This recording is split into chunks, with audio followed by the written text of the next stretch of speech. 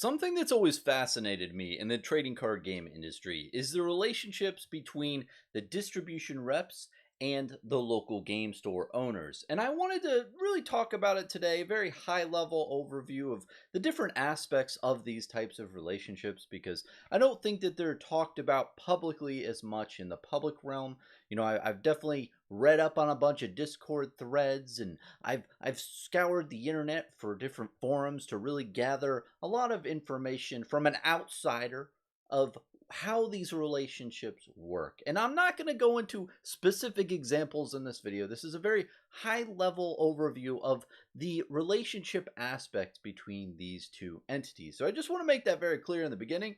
And also, I'm not very astute in this topic. I am not a game store owner. I do not have a rep. I've never had a rep in the past. So I'm really just like a third person account for this type of topic today in this video. So keep that in mind. But, ultimately, I just want to talk about it because I think it's very important when really analyzing the industry as a whole. Now, what do I mean? So distribution is where local game stores get their products. So distribution, think of it as like a holding company in a way. That's what I like to think of it. They get product in mass from the creators of games like Legend Story Studios, sends their products to a distribution company. They hold it. And, one such entity is Southern Hobby, for instance, or, Soho that I've heard them called in the industry.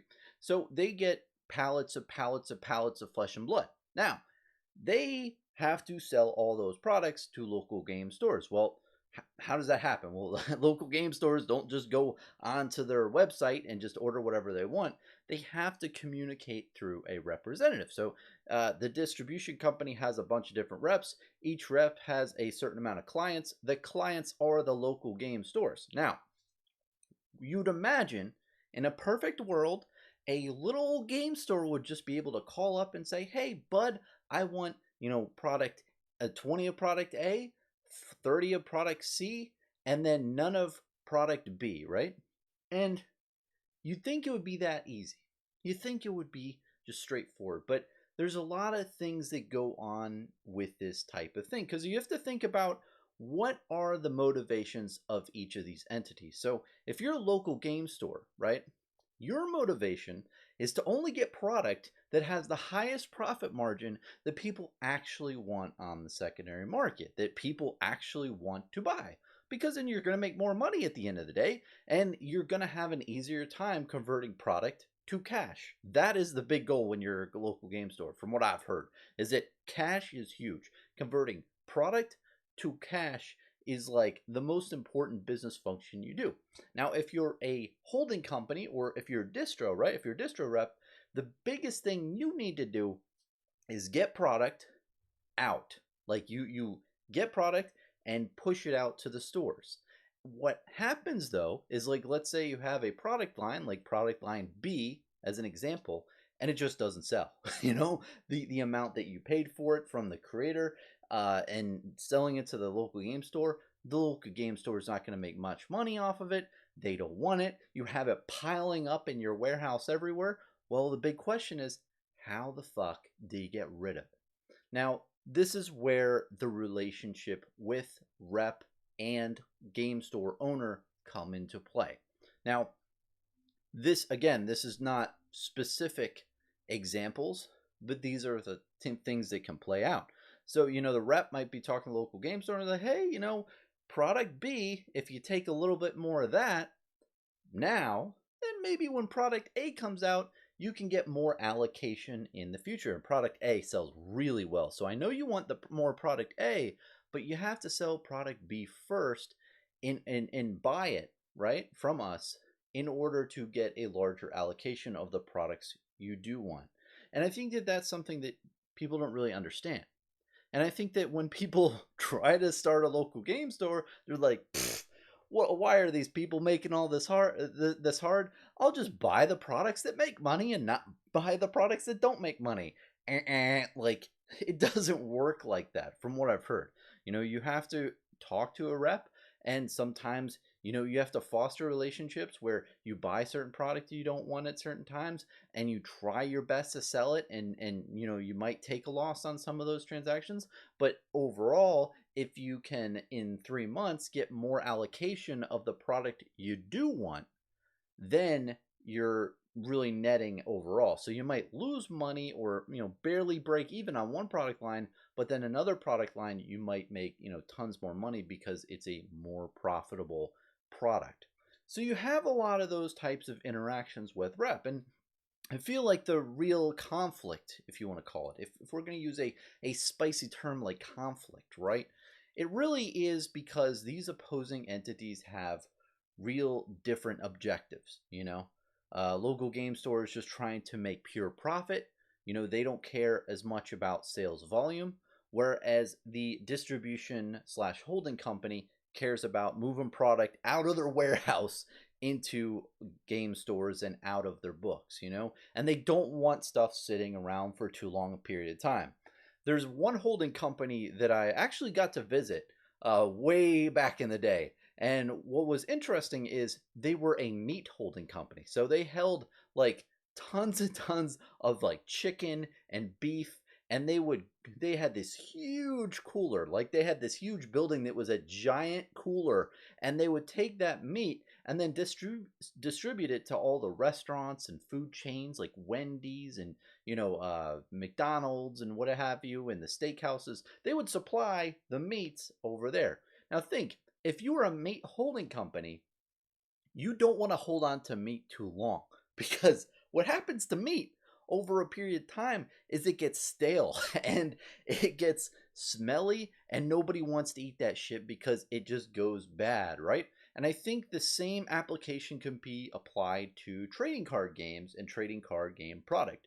Now, I think what the unique thing about trading card games and product is it can appreciate instead of depreciate over a long period of time. Like maybe distro is stuck with a bunch of boxes, and then lo and behold, the market is out, or someone did a buyout, and now everyone wants that product. Distro now can make money off that product because they held it for a longer period of time. So it's just something very important to note, and to think about it like that. Like the main objective when you are distro and when you're rep is to just sell, sell, sell, sell. Get all that product out to the game stores. But in the back of your mind that those game stores might not want some of the bad product lines. So like let's say, again, if you just A, B, and C product lines, right? Think of product A as amazing. Everyone wants it. High profit margin in the stores. Product B is something that's dead inventory. Like you sell it to a game store and they can probably sell it for that exact amount that they're buying it for. It's just dead weight. And then, product C is also like good but not amazing. You have these things where you get a bunch of different product lines in your warehouses, and stores want them, and you really do have to allocate based on how much you're shoving to them. So as local game stores, you're really incentivized. Distribution kind of bottlenecks you, right? And like holds you onto this premise of you need to buy a lot of our stuff. If you are a top performing seller, then we will give you more allocation. But until you do good for us, then we're not going to do good for you. It's a kind of a weird type of relationship like that, but it makes sense from their point of view. It's like they need to get product out. And if they just sold the game stores the profitable products, they'd be they'd be stocked full of products that just don't sell, and they couldn't get rid of them. So you see it from both angles. But as a store owner, there's weird type of relationship, because like what happens if your distro rep wants you to take on a bunch of product that is not going to sell, that is like $2,000-$3,000 cost basis. This is an extreme example, I'm sure, and I'm not referencing anything, I'm just making this up. Like what happens when they want you to take on product that you don't think is going to sell? Yes, you can say no. You always have that option to say no, I don't want that product.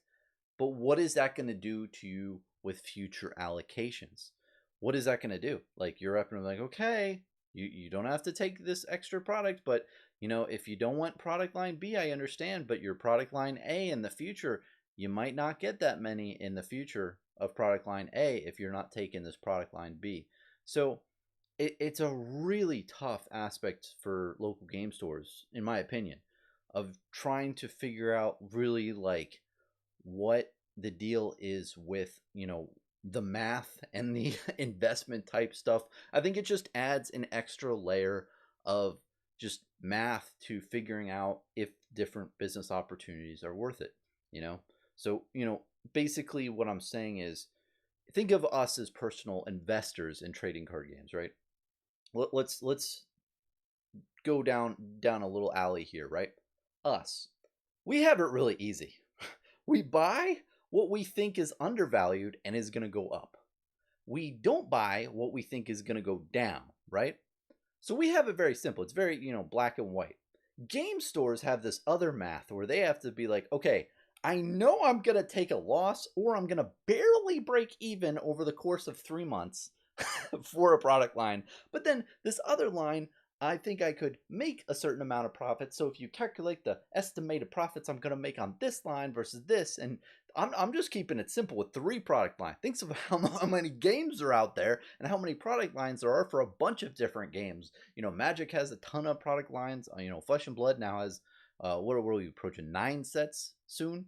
Like, there's a lot of different product out there. And I mean, the product line for Flesh and Blood, it's not 9. Like, you have the Blitz decks, you have the starter Dorinthia classic battles versus Rhinar.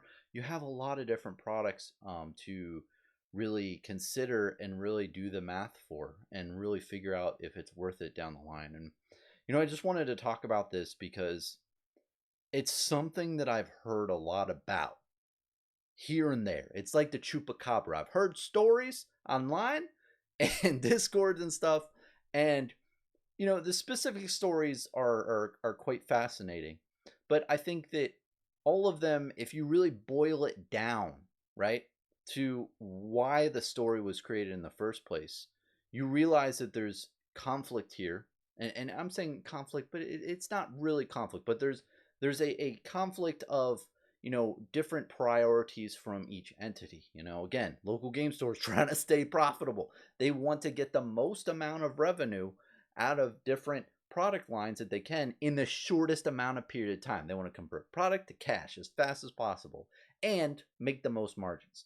While holding companies or distribution want to just get product out as fast as possible. And sometimes product doesn't sell and they have to do different relationship deals with the owners to get that through.